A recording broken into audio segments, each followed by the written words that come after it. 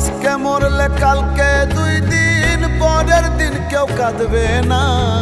যাদের জন্য করলা কামাই মরলে তারা চিনবে না।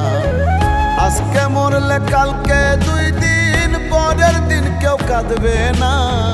যাদের জন্য করলা কামাই মরলে তারা চিনবে না।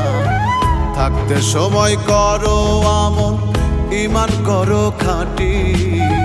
শেষ ঠিকানা তোমার আমার 3.5 হাত মাটি। শেষ ঠিকানা তোমার আমার 3.5 হাত মাটি।